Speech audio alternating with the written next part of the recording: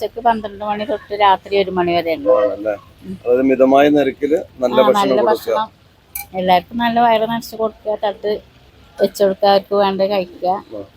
കഴിച്ചിട്ട് എണീറ്റ് പോകും. അവര് അൺലിമിറ്റഡ് ആയിട്ട് പീസും ബീഫും ഇതൊക്കെ നല്ല രീതിയിൽ തന്നെ കൊടുക്കുന്നത്.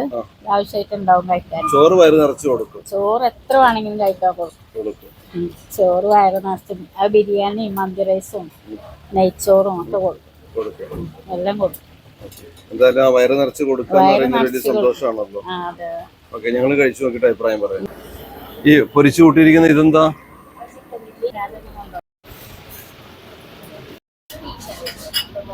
അടിപൊളിയാണ്.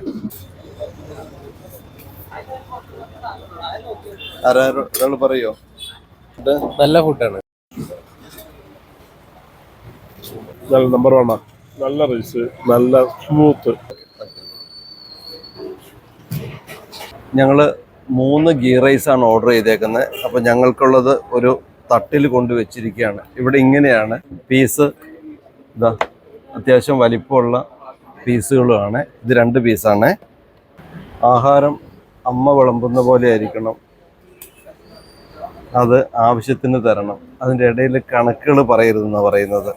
ചില കടകളുണ്ട്, ഈ താത്തയുടെ കട പോലെ കണക്ക് പറയാതെ വാരിക്കോരി തരികയാണ്. അത് തന്നെ പകുതി തൃപ്തിയാട്ടോ. അപ്പോൾ എൻ്റെ പീസാണിത്. നല്ല വലിപ്പമല്ലേ, സൂപ്പറാണ് കേട്ടോ.